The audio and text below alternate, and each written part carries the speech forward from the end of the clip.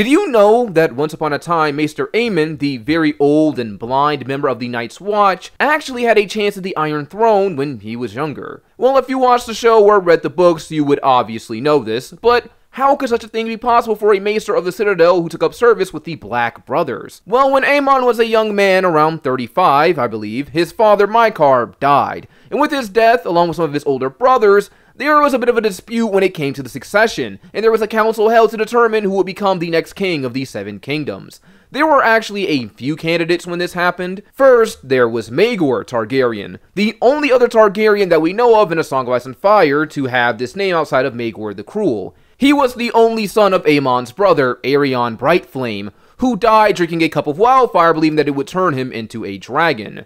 Maegor was passed over for the throne because he was a baby at the time, and people thought that he would be crazy like his dad. There was also another guy here that wasn't even from House Targaryen, a guy named Aenys Blackfyre from House Blackfyre, a Targaryen cadet branch created years ago by Daemon Blackfyre, who tried and failed for years to take the Iron Throne by force. He decided to take a more diplomatic approach this time and was killed by Bloodraven the second he showed up. The next choice was Aegon, Aemon's younger brother who the nobility didn't like that much. Despite being a solid choice for king, he was too close with the small folk due to his adventures in Dunk and Egg for their liking.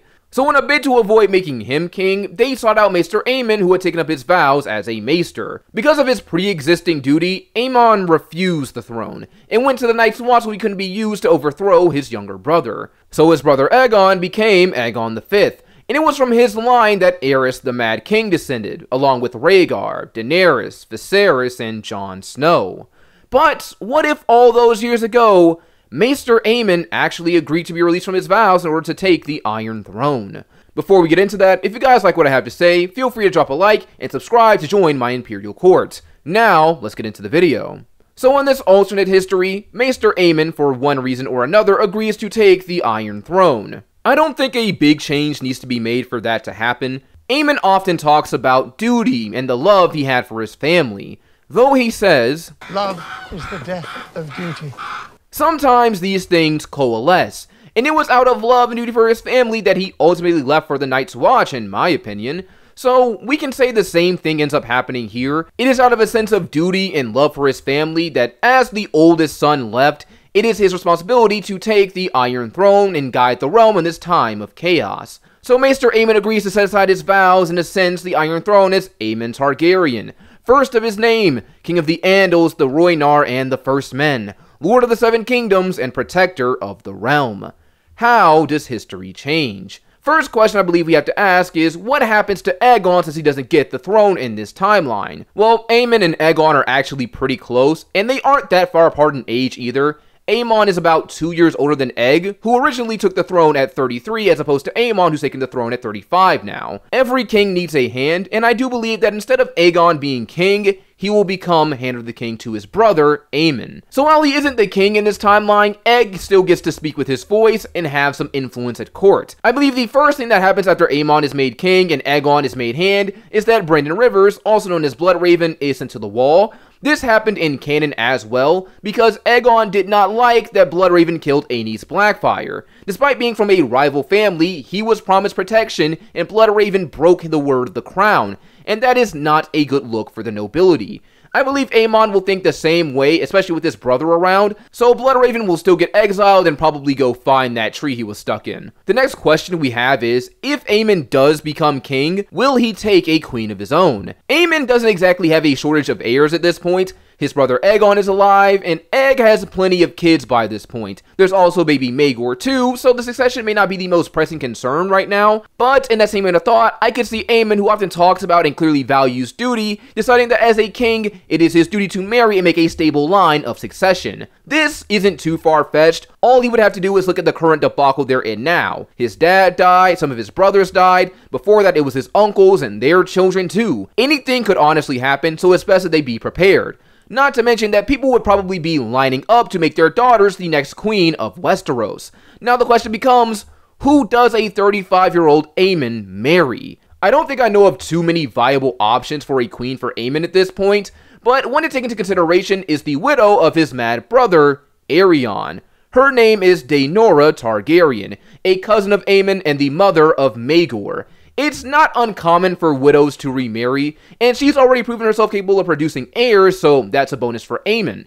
And she might be willing to take Aemon's offer as well. Her husband Aerion was a wacko and unnecessarily cruel to people, so in comparison, Aemon would definitely be an upgrade. So for the sake of simplicity on my end, since I don't really see many other options without having to make something up, Daenor will become Aemon's queen. And I imagine that when this happens, Aemon names her son Maegor as his heir to the Iron Throne, at least until they have sons of their own. Now, this could cause a succession issue later on, but if Aemon lives to be over 100 like he did in the canon timeline, it won't happen for a while. And considering Maegor is a baby at this point, he has many years of influence from the people around him ahead, and maybe he even grows to see Aemon as a father since he won't remember his own.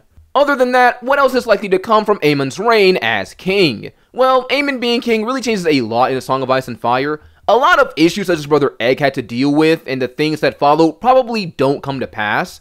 For example, when Egg was king, he wasn't exactly favored by the nobility because of how cozy he was with the small folk. The reforms he made for them at the cost of the nobility rubbed them the wrong way. With Aemon as king, he hasn't had the same adventures as his little brother, and probably won't have the same views as him.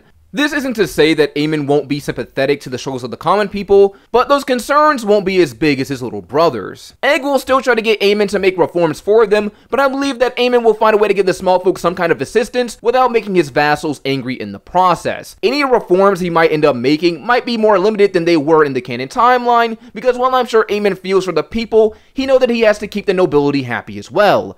Tough decisions and sacrifices have to be made, and I think Aemon understands that, especially with how he talks to Jon Snow about stuff like that in canon. Winter is almost upon us. Kill the boy, and let the man be born. So the issues that Egg had with the nobility for being, as they would say, half a peasant, may not be existent for Aemon. In addition to that, something interesting to think about is when Aegon V was king, he actually didn't like Targaryen incest. This was due to his travels with Sir Duncan the Tall and the stories of Dunk and Egg. Because he spent more time with the common people, they influenced his views on his own family's traditions. And during his reign, he pretty much forbid any of his kids from marrying each other. Instead, he went for more high-profile marriages for his children. His oldest son, Duncan, named after his best friend Duncan the Tall, was set to marry the daughter of Lionel Baratheon, the Lord of Storm's End at the time. His second son, Jaehaerys, was betrothed to a woman named Celia Tully. His daughter, Shera, was betrothed to Luther Tyrell, the grandfather of Marjorie and Loras Tyrell. And his other son, Daeron, was betrothed to a young Olenna Redwine, also known as Olenna Tyrell, the grandmother of Marjorie and a fairly infamous woman. Tell Cersei I wanted to know it was me. But all of Aegon V's kids ended up breaking their betrothals for one reason or another. Duncan the Small broke his engagement to marry a common woman named Jenny of Oldstones, who you may remember from this. High in the halls of the kings who are gone, Jenny would dance with her ghosts. And this made the Baratheons so angry that they rose in rebellion, which was only subdued after a trial by combat with Lionel Baratheon and Sir Duncan the Tall, the Lord Commander of the Kingsguard, and a new marriage pact was made between Lionel's son Ormond and Aegon V's other daughter, Rhaelle. These would become the grandparents of Robert, Stannis, and Renly in Thrones. His son Jaehaerys and his daughter Shera were also in love with each other, despite their father's disdain for Targaryen incest, and they married in secret, so the Tullys and Tyrells were both spurned as a result. His other son Daeron broke his engagement with Olenna, which freed her up to marry Luther Tyrell. With Aemon being king, I don't think any of this ends up happening. For one, these betrothals may not even happen to begin with because Aegon is not king. Aemon is, and he may not be against Targaryen incest like his little brother is. When he has kids of his own, he may not have any issues marrying them to each other or to Aegon's kids, which if he does, it wouldn't actually be considered incest either, so Aegon might not be against it.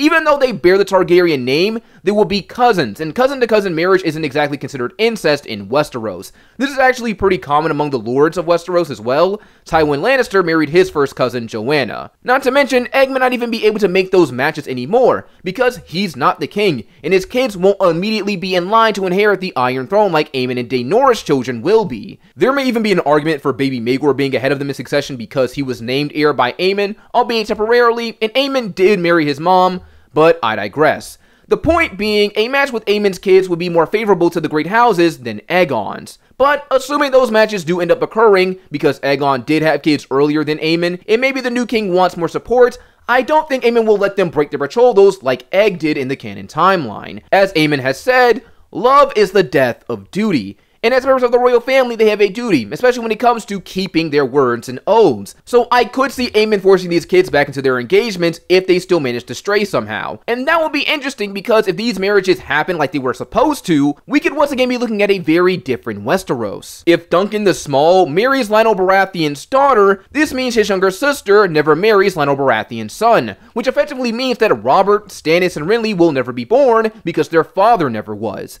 If Daeron actually married Olenna, this could mean Marjorie, Loras, and their siblings, because they have more siblings in the books than they do in the show, would not exist. Probably most importantly though, is if Jaehaerys and Shera never end up marrying each other, then Aerys Targaryen, the Mad King, is never born. And if he is never born, he's never forced to marry his sister by his parents, which means that Rhaegar is never born, Viserys and Daenerys are never born, Jon Snow is never born in fact, because Rhaegar can't get it on with Lyanna.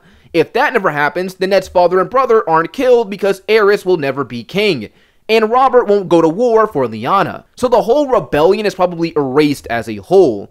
But even if we say that somehow Jaehaerys and Shera still manage to get together in this timeline, and Aerys is born and marries his sister, it's still unlikely that the rebellion even happens. With Aemon's new family being the main one and his kids being heirs to the Iron Throne, it's unlikely that Rhaegar even pursues Lyanna to begin with. Rhaegar believed that he was the prince that was promised, the hero of prophecy in the books, because of some scrolls he found. With Aemon's line being the main heirs to the Iron Throne and not him, maybe Rhaegar won't take the prophecy to heart like he did in canon and try to fit the role. Maybe he'll just be a singer instead of a warrior. He told me Rhaegar was good at killing people. Rhaegar never liked killing. He loved singing. Either way, I don't see a rebellion happening, but most importantly, I don't see the tragedy of Summerhall occurring. For those who don't know, the tragedy of Summerhall was a catastrophe that resulted in the deaths of Aegon V, some of his children, and this was also where Rhaegar was born. This single event wiped out almost a generation of Targaryens, which plays into why there are so few of them left in the main story. It's an event shrouded in mystery and misery, but it's believed that Summerhall was a very bad attempt by Aegon V to bring back dragons, and with them, the glory days of House Targaryen. With Aemon as king, the realm is arguably more stable since Egg won't make the nobility angry with all of his reforms, and his kids may not have broken their betrothals either, further adding fuel to the fire. Egg may not be under as much pressure as he was before, especially since he's Hand of the King, not the king himself, and may not be as desperate to bring back the dragons. If he isn't, and Aemon isn't either, then we could have many more Targaryens in the story. Some of them could even live at Summerhall as an official cadet branch outside of the Blackfires, one that isn't malicious and trying to take the throne. This adds to Rhaegar not believing in the prophecy in this timeline as well, if he is still born. The prophecy of Azor Ahai, the prince who was promised, is that they will be born amidst salt and smoke. Born amidst salt and smoke? Is he a ham? Rhaegar was born during the tragedy of Summerhall, which he took as a symbol of the salt and smoke in the prophecy, and so did Maester Aemon. They actually had a correspondence in the books. Maybe with no tragedy, neither of them feed into the prophecy this time around. Once again, no prophecy, no getting with Lyanna, no dead Starks, and no rebellion. Speaking of dead Starks, this also means that if Aerys never becomes king and Ned's father and brother don't die, he never marries Catelyn and never becomes Lord of Winterfell. His brother Brandon will, and Lyanna might actually marry Robert in this timeline. Other than that, if Maester Aemon actually becomes king, while anything is theoretically possible, I can see this being a pretty peaceful timeline if Aemon sticks to his morals, principles, and maybe even lives to be over 100 like he did in canon. His reign could outlast that of Jaehaerys the Conciliator, who many believe to be one of the greatest Targaryen kings. Or maybe Aemon dies earlier due to the stress of running 7 kingdoms. How would his potential children rule after him? Maybe they'd be worse than Aerys, or maybe baby Maegor, if he survives to adulthood in this timeline, decides to fight for his own claim on the Iron Throne. There are a lot of interesting thoughts, but it's safe to say that Westeros will never be the same. I hope you guys enjoyed this video. Don't forget to like, subscribe, Twitch down below, and I will see you all next time.